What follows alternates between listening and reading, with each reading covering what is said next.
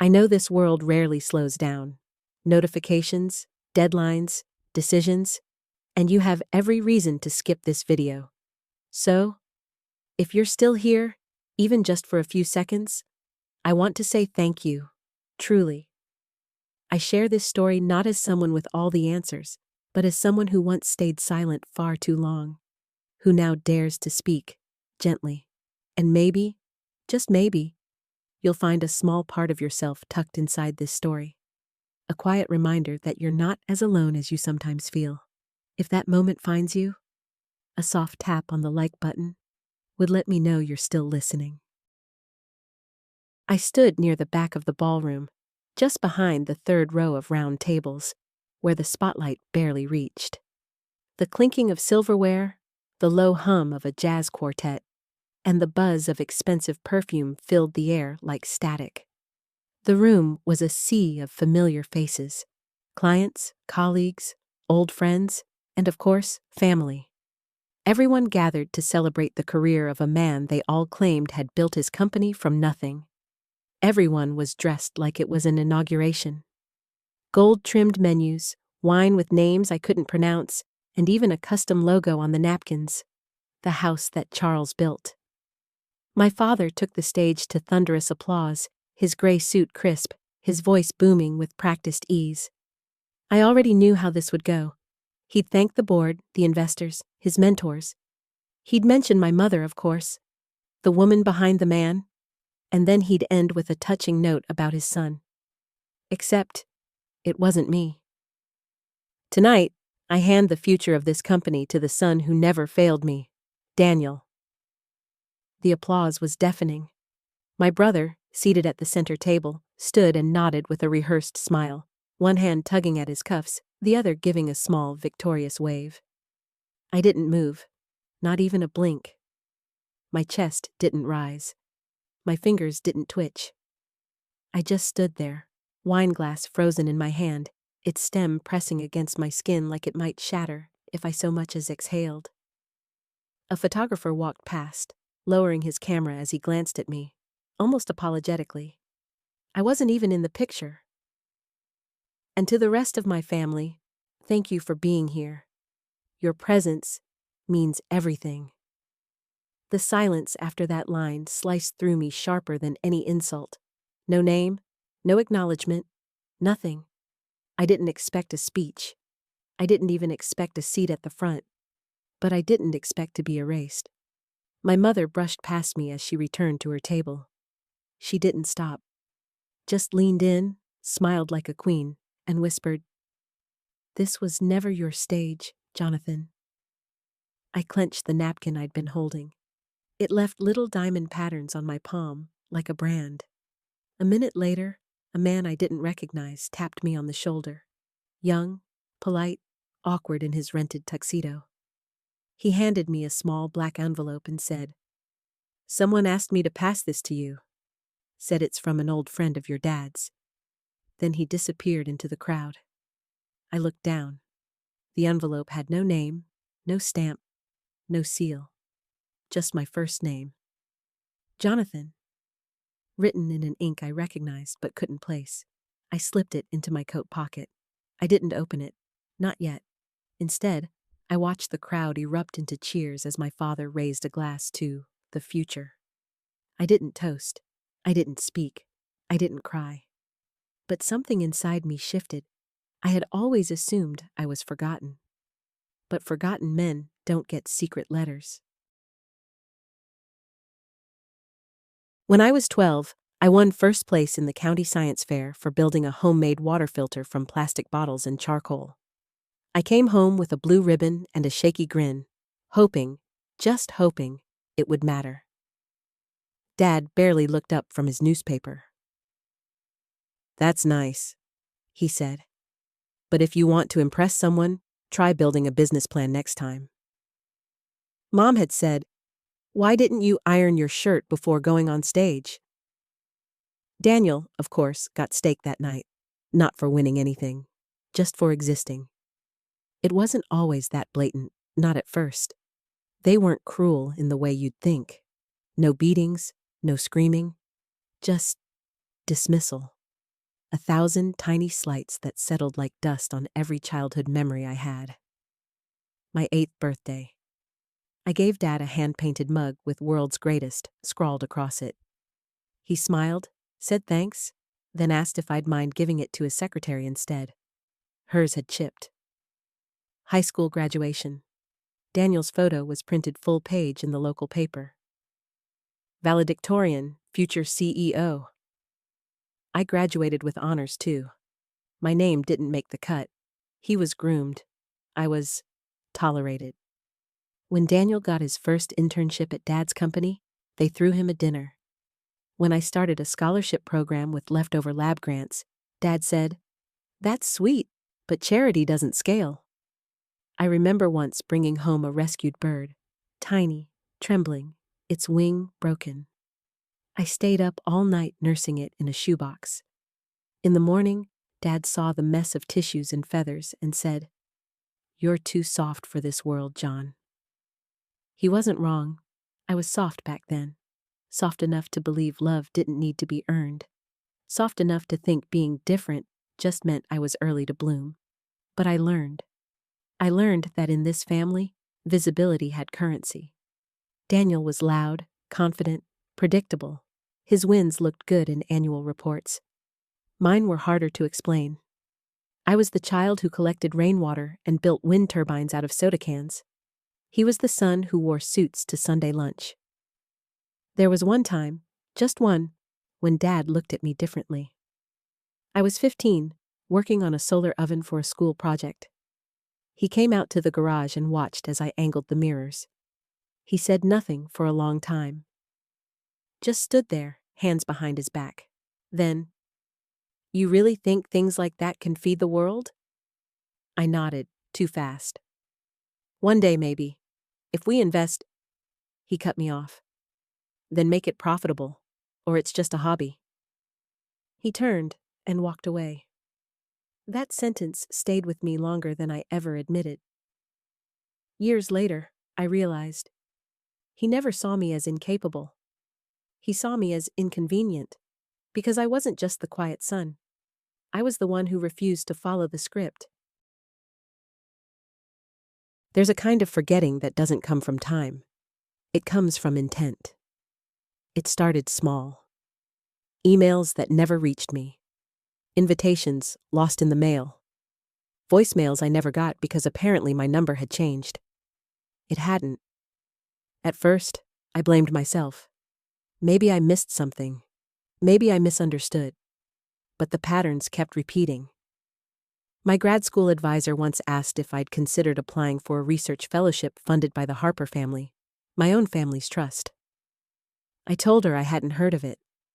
She looked confused. "I thought your father ran the board." "He did. I applied anyway. I got the rejection email 3 weeks later. Standard language. "We regret to inform you." Still, I didn't connect the dots. Not until I bumped into Mrs. Levins, our old housekeeper, at a community market 2 summers ago. She was hunched but sharp-eyed as ever.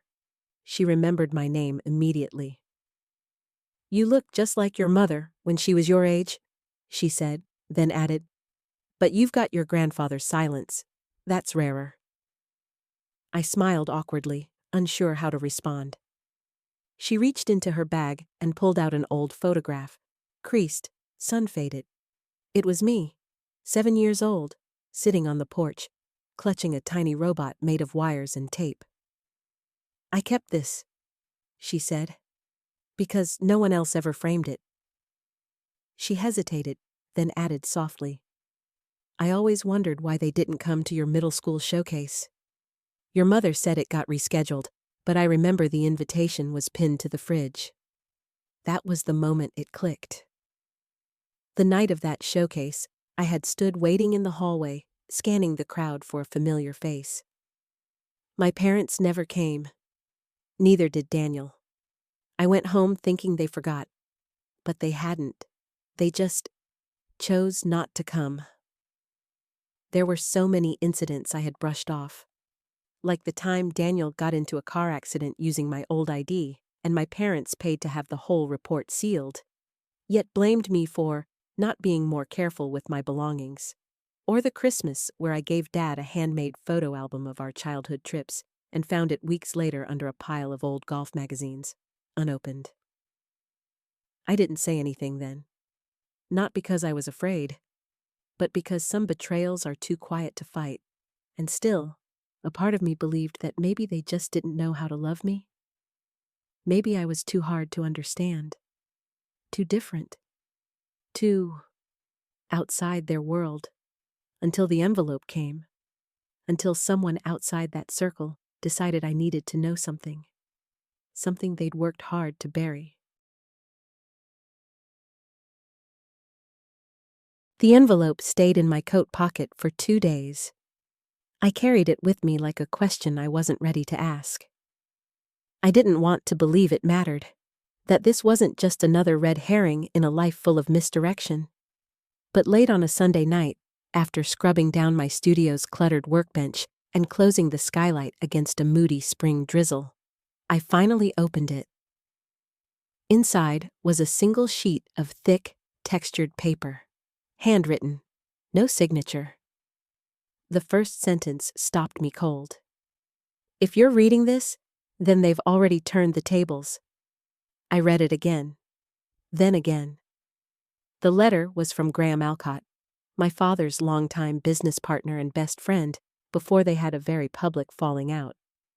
Alcott had vanished from our family orbit nearly a decade ago, after a supposed divergence in vision. But here he was again, in ink. He wrote like a man with little time and even less patience. I won't pretend I was innocent in how things were run. But your father crossed lines I wouldn't. That's why we parted ways. And that's why I'm writing to you. He included a USB drive. No password, just labeled in marker, for JH. I plugged it into my laptop, hands cold despite the warmth of the room. The folder held several old video files. Surveillance style, grainy, time-stamped. Audio quality low, but distinct enough. I clicked one dated 7 years ago. The scene: my father's office, the dark oak desk, the blueprints for the company's expansion plans on the wall. He sat across from Alcott, voice even, deliberate. We need to remove Jonathan from the equation. He's not aligned with our future. Too soft. Too slow. He doesn't get the Harper model. Alcott's voice, quiet but firm. You mean your son? I mean the liability. I paused the video. I don't remember breathing. The next clip was worse. It showed my father speaking with a legal consultant. Can we structure the trust so it bypasses him entirely? We'll keep the optics clean. He gets a ceremonial fund, enough to keep him quiet. No voting rights, no inheritance access. My name, my fate, discussed like I was a misbehaving intern. In the last video, Alcott looked directly into the camera, clearly recorded intentionally. Jonathan, if you're seeing this, it's because I couldn't stop them. But I kept copies. I've submitted sealed records to the ethics committee. You'll find backup files attached. It's your choice now, silence or clarity. The letter ended with one line scrawled in slanted ink. You were never forgotten. You were erased. I sat still for a long time, my hands trembling, not with rage, but something deeper. Validation, loss, clarity. It wasn't a mistake. It wasn't a misstep. It was deliberate. They hadn't overlooked me. They had targeted me. And now, I had proof. I didn't storm the office. I didn't call a lawyer or make a scene. That's not how you handle people who think you don't exist. You show up, quietly, and let your presence ruin their silence. It was a Thursday, mid-afternoon. The building still smelled like the catered shrimp from last weekend's party. Their big farewell to Charles Harper, visionary, builder, father. I wore black, not for the drama, just because it matched the mood. As I stepped through the glass doors of Harper and Company, heads turned. Some of the staff blinked, clearly unsure if they should greet me. Others simply looked away, as if acknowledging me might get them in trouble. I nodded politely, said nothing. The receptionist stammered. "Mr. Harper, Jonathan, do you have an appointment?"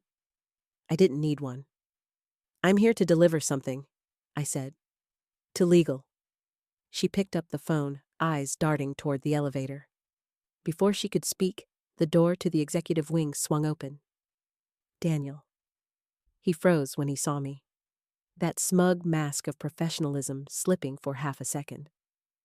"John," he said, voice flat. "Didn't expect to see you."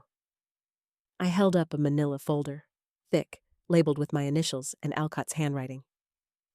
"Legal should see this," I said. "Now." His mouth tightened. "What is it?" "Proof." I didn't offer more. Just watched the tension spread across his jaw like frost creeping across a window. Behind him, through the glass panels, I saw our father standing at his old desk, still dressed like a commander, even in retirement. His eyes met mine, unflinching. He didn't smile, didn't wave, didn't pretend. For once, he didn't play a role. That alone told me he knew what was coming. I handed the folder to the firm's in-house counsel, Ms. Denton, a woman too smart to pretend this was nothing. She opened it, flipped through the documents, the video transcripts, the signed affidavits from Alcott. Her brow furrowed, then lifted, then stilled. "I'll need time," she said. "You've got 48 hours, I replied. "After that, I go public." I turned to leave, but then paused. Daniel was still watching me, tense, silent, waiting for a move that never came. "Don't worry," I said. "I'm not here to take the company." He tilted his head. "Then what do you want?" I met his stare, calm and clear. "Just the part of it that was stolen."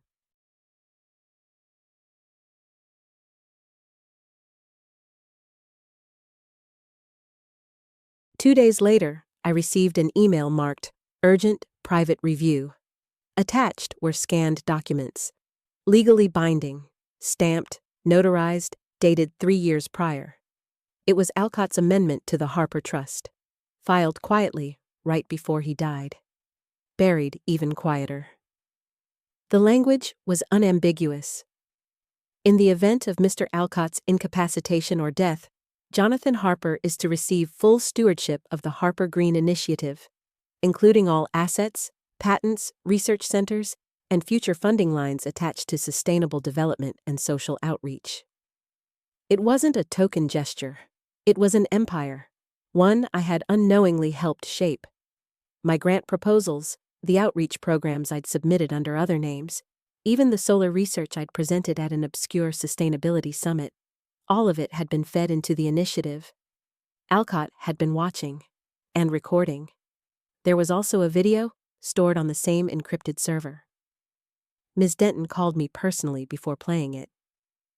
It began with Alcott seated behind a weathered oak desk, sunlight filtering through tall windows behind him.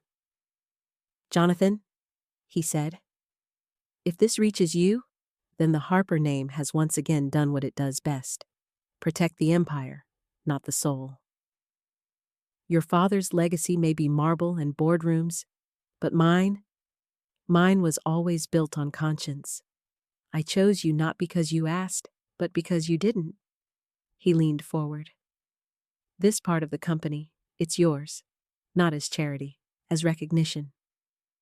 You were the only one who didn't sell your principles to fit in."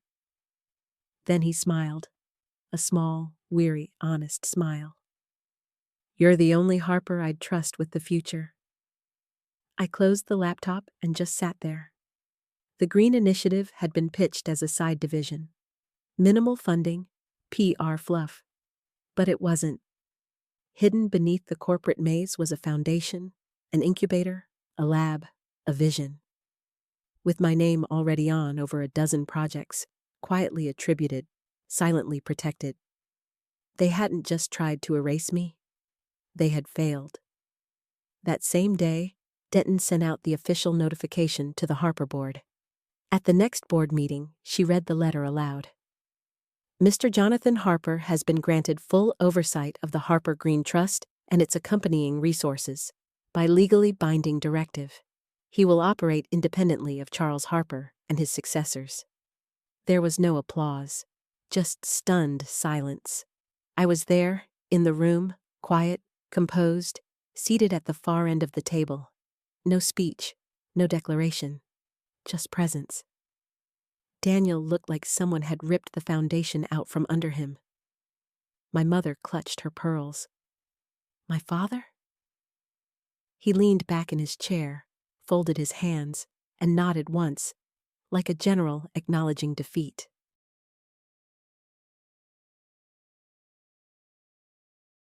After the board meeting, they asked me to stay behind. The door clicked shut. Silence fell like a curtain. My mother spoke first, her voice brittle with grace. "Jonathan, no one wanted this to be ugly." I turned to her slowly. "I didn't make it ugly. You just didn't expect me to be in the room when the truth came out." She blinked, clearly not expecting steel. Daniel leaned forward, fingers tapping the glass table. "You were always different. This whole thing with Alcott, it's political." He was bitter. "No," I said, calm as breath. "He was principled. There's a difference." My father hadn't said a word.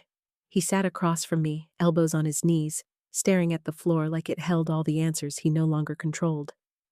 Finally, he spoke. "You wouldn't have survived it." His voice was low, heavy. "You're idealistic. You care too much. The board would have eaten you alive." I laughed softly. "Then you should have warned me, not buried me." He looked up, and for once I saw something behind his eyes that resembled regret. Or maybe it was just discomfort. I didn't care anymore. "We did what we thought was right," my mother offered too quickly. I faced her. "You protected the version of the family that suited you, not the truth, not me." Daniel shook his head. "You always think you're better, smarter." "No," I said. "I just stopped needing your permission to exist." I stood to leave, but paused at the door. "You all built a world around mirrors, where only the reflections you liked were allowed to stay." Then I turned to my father. "And the sad part is, if you'd just seen me, I wouldn't have needed any of this." The room fell dead quiet. My mother reached for her necklace. Daniel looked away. "And my father?" He finally said it, not an apology, but a sentence that fractured something old and long frozen. "You're more like Alcott than me." It should have hurt, but it didn't. It felt like freedom. I didn't slam any doors on the way out. I didn't send a press release or post a triumphant photo online. I simply walked away. Because some endings don't need noise. I declined the family invitation to Sunday brunch, an attempt, I assume, to contain the damage or stage a faux reconciliation. I didn't answer the message from my mother. "We should talk. This is still family." And I didn't return Daniel's call. Instead, I typed a short email to the Harper board, confirming that I would retain the Green Trust, but forgo any claim to the company's executive ranks, branding, or property. No lawsuits, no public spectacle, just a clean cut. I kept only what had meaning: the laboratory, the land lease, the research pipeline Alcott had curated. All mine now, not as an inheritance, but as a charge. One morning, I walked through the family home for the last time, alone. My access card still worked. I went room by room, my footsteps echoing through places that had once carried too many of my silences. The study, where Dad taught Daniel to calculate risk while telling me to stop asking philosophical questions. The living room, where my school projects sat ignored under the Christmas tree, while Daniel's golf trophies got their own shelf. The kitchen, where Mom used to smile at me like I was someone else's child, she was politely tolerating. Upstairs, in the attic, I found a box labeled Jonathan Old.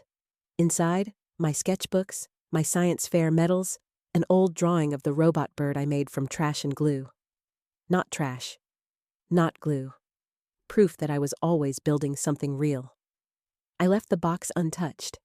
Then I left the house. Keys on the counter. Alarm set. As I stepped outside, I whispered it out loud. Not to them, but to the air. I don't need to be loved anymore. I just need to be real.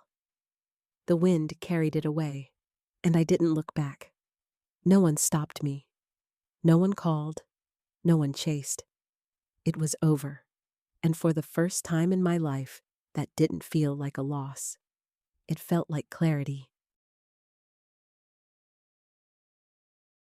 The Green Trust wasn't flashy. There were no marble floors, no oil portraits of executives hanging from tall walls. The building was a refurbished factory on the edge of the city. Brick exterior, wide windows, vines creeping down one side like fingers reclaiming space. It felt like home. Inside, I built something different. No family crests, no legacy branding. Just a studio, a research lab, and a classroom that doubled as a greenhouse when the sunlight hit it right.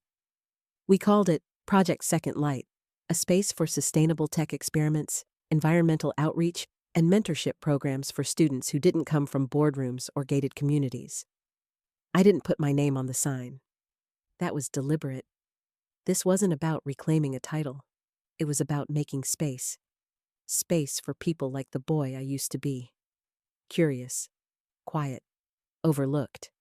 I brought in a few old friends from university, 2 engineers from my grad program, and even Mrs. Levins, who volunteered on Fridays, helping plant the garden beds. One afternoon, she handed me an old Polaroid. Me, age 9, covered in dirt, and holding a solar panel made from scrap CDs. She said, "I always knew you'd build something they couldn't own." I smiled. We framed the photo and hung it by the front door. In the main lab, I kept a glass case mounted to the wall. Inside was a tiny object. The bird. The one I made all those years ago. Duct tape for feathers, a copper wire for a beak. I'd found it in the attic box I nearly left behind. But I couldn't. It wasn't just a toy. It was a symbol. A message to my younger self. You were never wrong for building strange, hopeful things. You were early. Every Thursday, I met with the scholarship kids. We didn't just talk about science. We talked about being underestimated, about starting from nothing, about seeing yourself clearly even when no one else does. They called me Jay. No mister, no sir, just Jay. And that was enough. That was real. Late at night, I'd walk through the studio, lights low, the scent of basil and soldering iron in the air. I didn't hear applause. I didn't need to. Because peace doesn't arrive with trumpets. It arrives slowly, like breath, like roots, like light returning to a room you thought was always meant to stay dark. The morning light spills through the tall windows, soft and gold, painting long lines across the concrete floor. Outside, dew clings to the garden beds like breath held in glass. Inside, it's quiet. Just the faint hum of the hydroponic tanks, the rustle of paper, and the soft clicking of a girl assembling a solar battery with trembling fingers. Her name is Maya. She reminds me of me. She's 13. Her voice wavers when she explains her project, but her eyes never do. I listen, because someone should. After she finishes, I give her a gentle nod. You're seeing something no one else does yet. Don't let them take that from you. She smiles in that half-hopeful, half-disbelieving way kids do when they're not used to being believed. I watch her walk back to her workstation, and for a moment, everything stills. There's no boardroom, no applause, no father waiting for a performance, just peace. Later that evening, I walk to the roof. The wind is gentle, the kind that doesn't demand anything. It just reminds you you're alive. The city glows in the distance, but up here, the stars still fight to be seen. I sit with a cup of tea, the old robot bird beside me on the ledge, watching the world spin on without asking anyone's permission. I think about Alcott, about the letter, the risk he took, about how legacy isn't the story we leave behind, it's the space we leave for others to begin. My phone buzzes, a missed call. Daniel. I let it go. There's nothing left to fix, nothing left to win. I sip my tea and close my eyes, and I whisper the words I once couldn't say. He didn't leave me money. He left me space to be. And maybe that's the real inheritance. Maybe that's enough. Because some relationships are roots, but others are weights. And I've finally learned the difference.